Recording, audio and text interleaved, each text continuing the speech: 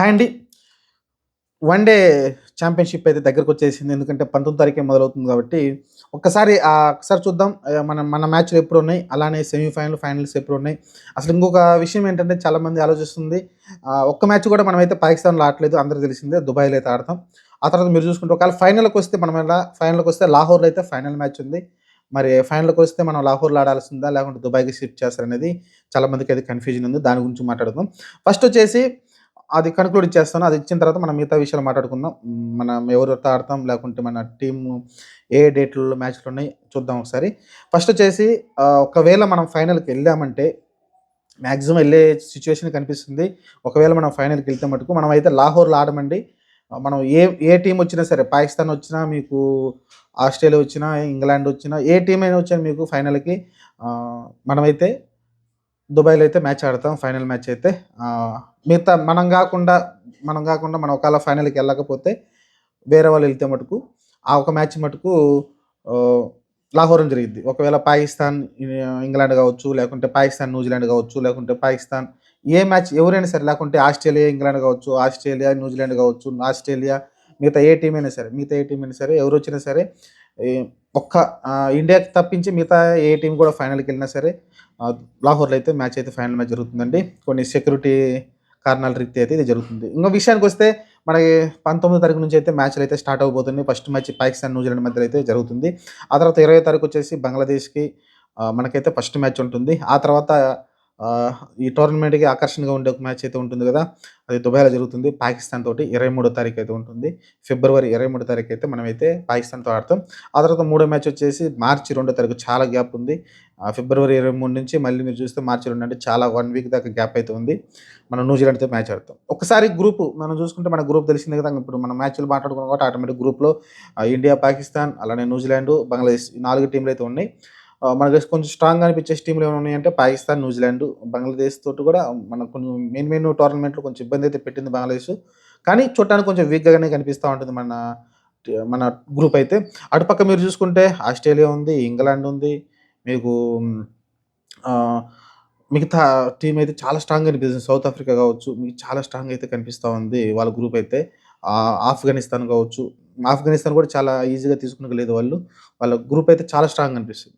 మీకు Australia, England, south Africa, మీకు ఆఫ్ఘనిస్తాన్ చాలా స్ట్రాంగ్‌గా అనిపిస్తుంది. ఒక ఆఫ్ఘనిస్తాన్ కొంచెం వీక్ టీమ్ కనిపిస్తుంది గానీ, మిగతా 3 టీమ్‌లు చాలా స్ట్రాంగ్‌గా అనిపిస్తుంది. ఎవరైనా సెమీఫైనల్‌కైతే రావచ్చు. ఇంక అటు పక్కన పెట్టేస్తే మీరు చూసుకుంటే ఇంకా వాళ్ళ గ్రూపు మ్యాచ్‌లన్నీ జరుగుతాయి. ఫస్ట్ సెమీఫైనల్ వచ్చేసి దుబాయ్‌లో జరుగుతుంది. ఒకవేళ మనం సెమీఫైనల్‌కెళ్తే మన మ్యాచ్ అనేది దుబాయ్‌లో జరుగుతుంది. ఆహ్, ఎందుకంటే గ్రూప్ 1లో మనం ఉన్నాం కాబట్టి, గ్రూప్ 1లో మనం ఒకవేళ సెమీఫైనల్‌కెళ్తే దుబాయ్‌లో జరుగుతుంది. అలానే సెమీఫైనల్ గ్రూప్ 2 వచ్చేసి లాహోర్‌లో జరుగుతుంది యాస్ యూజువల్‌గా. అక్కడైతే జరుగుతుంది. 5వ తారీఖు జరుగుతుంది సెమీఫైనల్ 2 అయితే. మీకు ఆ తర్వాత ఫైనల్ వచ్చేసి 9వ తారీఖు ఉంటుందండి. 9వ తారీఖు ఒకవేళ మనం గాకుండా వేరే టీమ్‌లో ఎళ్తే లాహోర్‌లో అయితే జరుగుతుంది 9వ తారీఖు ఫైనలు. ఒకవేళ మనం ఫైనల్‌కెళ్తే దుబాయ్‌లో అయితే జరుగుతుంది. మన ఒక్కళ్ళకి ఎక్స్‌ప్రెషన్ అయితే ఇచ్చారు. హైబ్రిడ్ మోడల్ అయితే ఫస్ట్ చాలా ఐసీసీ ఒప్పుకోదు, పాకిస్తాన్‌లో ఒప్పుకోరనుకున్నారు. కానీ ఫైనల్‌గా అయితే వాళ్ళు ఒప్పుకున్నారు. ఓవరాల్‌గా అయితే ఇది ఇండియా సిట్యుయేషన్. ఒకవేళ రిజర్వ్ డే కూడా ఉందండి. మీకు 10వ తారీఖు ఒకవేళ 9వ తారీఖు వర్షం కారణంగా వేరే కారణాల వల్ల మ్యాచ్ ఆగిపోతే మటుకు మీకు 10వ తారీఖు అయితే రిజర్వ్ డే ఉంది. ఆ రోజైతే ఫైనల్ మ్యాచ్ అయితే జరుగుతుంది. ఇదండి సినారియో. మీరు క్లారిటీ వచ్చిందనుకుంటాను ఓవరాల్‌గా. మనం ఆల్రెడీ మన టీమ్ కూడా మాట్లాడుకున్నాం. మన టీమ్ ఎలా ఉంది? మన 11 అంటే 15 ప్లేయర్స్ ఎవరైతే ఉన్నారో దాని గురించి మాట్లాడుకున్నాం. అలానే జైస్వాల్ తప్పించి బెంచ్‌కు చేసి వరుణ్ చక్రవర్తి లోపలికి తీసుకురావడం మనం మాట్లాడుకున్నాం 15 నంబర్స్‌లోకి.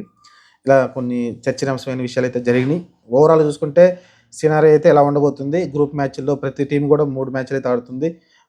మీరు చూస్తే 19వ తారీఖు నుంచి ఆహ్, మార్చి 9, 10 తారీఖుల్లో మ్యాచ్‌లయితే ముగిసిపోతాయి. ఒకవేళ రిజర్వ్ డే ఉంది కాబట్టి. మీకు చిన్న గ్యాపే. చిన్న టోర్నమెంట్, పెద్ద టోర్నమెంట్ ఏం గాదు. ఇంకో విషయం ఏంటంటే, మనం ప్రతి మ్యాచ్ గెలవాల్సి ఉంటుంది. ఎందుకంటే 3 టీమ్‌లతో 3 మ్యాచ్‌లు ఆడతాం కాబట్టి 3 మ్యాచ్‌లు గెలిస్తే 6 పాయింట్లొస్తాయి. ఒకవేళ 2 మ్యాచ్‌లు గెలిచి 4 పాయింట్లొస్తే టైట్ అయితుంది. మనం ఖచ్చితంగా 3 మ్యాచ్‌లు గెలిస్తే మనమైతే సేఫ్‌గా సెమీఫైనల్‌కెళ్తాం. కష్టంగా ఉంటుంది. ఎందుకంటే మీరు చూడాల్సిందేంటంటే 3 టీమ్‌లో 2 టీమ్‌లే పైకెళ్తాయి కదా! ఈజీగానే కనిపిస్తుంది చూడటానికి.